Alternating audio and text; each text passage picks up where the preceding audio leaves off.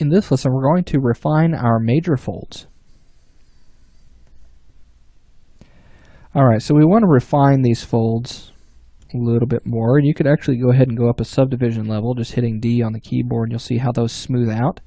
And they create these nice little transitions. Okay, go ahead and go up to your highest subdivision level, and you'll see how that looks. Now, some areas like this right here, you can see that where that wrinkle comes together and then it just stops.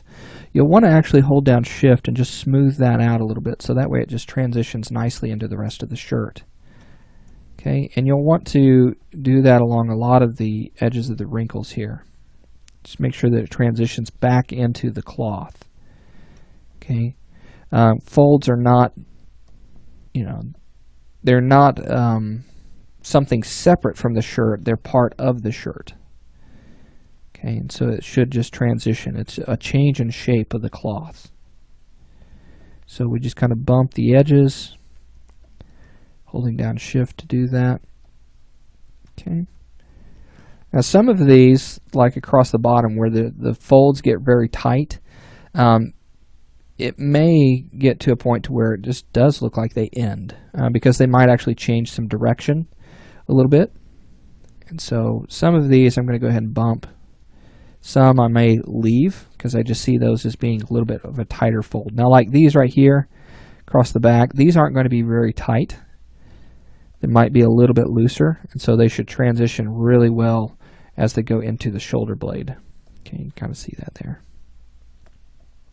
Same thing for these.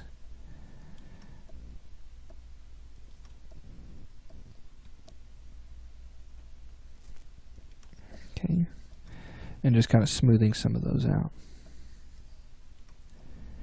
Okay, so there we go. Got our folds. They're looking pretty good. Now let's go ahead and start creating some peaks on the top of those, some peaks and valleys, really starting to sharpen those up. I like to do this with the Dam Standard brush. You can go ahead and turn on Lazy Mouth, set your radius to something about 40. Okay, on this one as well.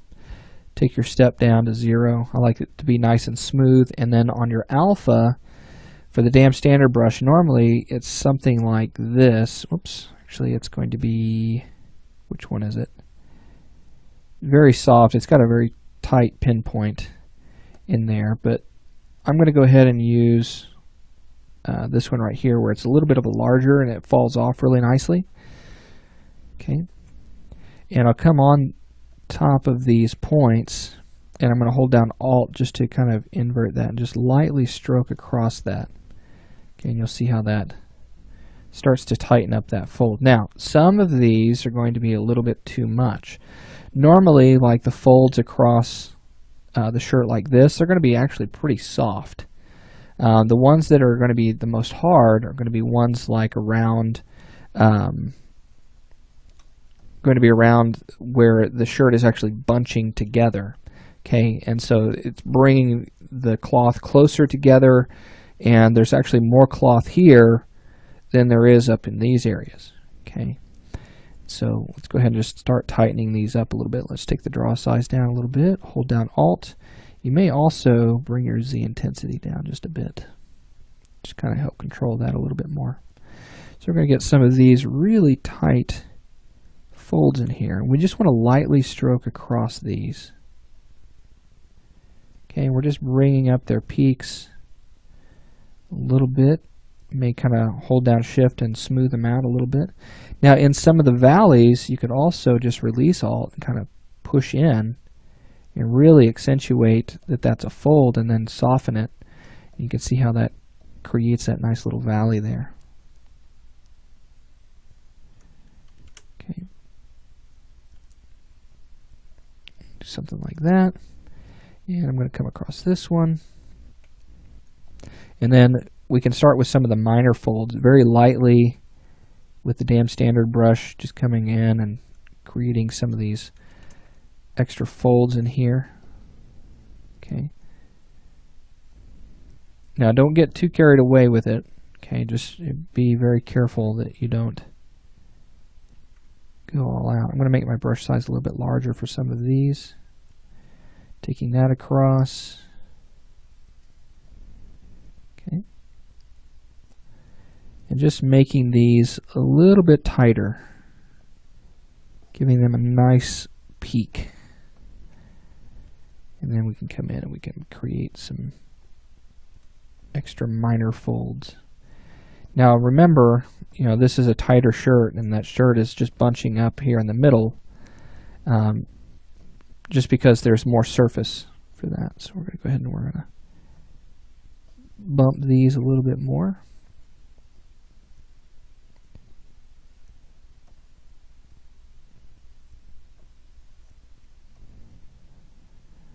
Okay. And just kind of taking a look at this, stepping back, and let's add a couple of valleys right in here on the corner of the shirt here.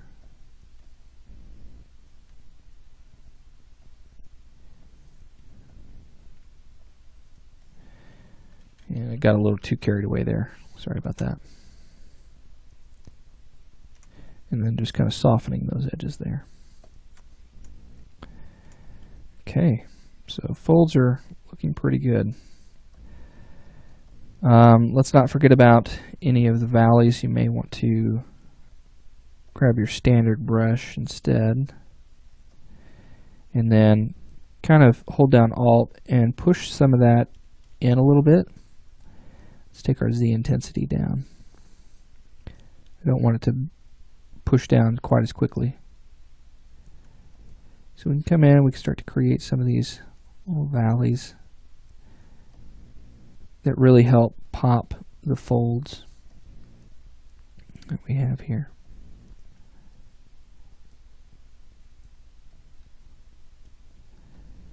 Okay.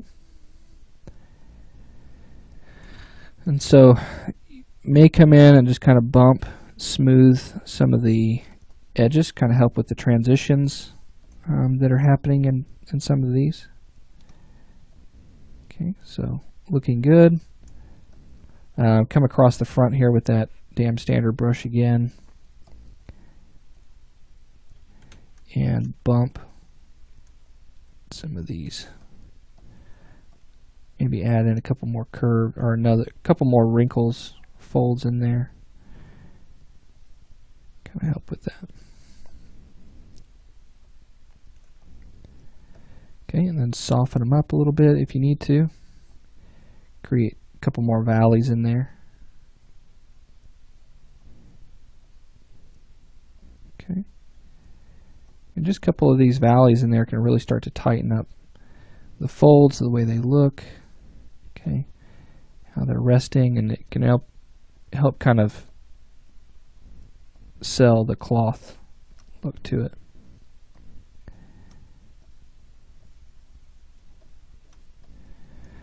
All right, so looking pretty good. I'm happy with the way this looks so far.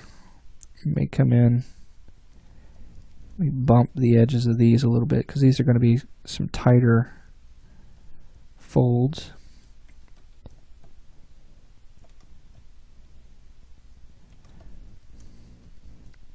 Okay, and then once we have that, we'll talk about how to create some memory folds, because this is obviously it's going to be an older shirt, maybe one that she's worn for quite a while, and I want to talk about how to create those, and we'll start to get into how to use alphas to create memory folds, and how we just need to add some subtlety to create that kind of detail. And so we'll get into that in our next lesson.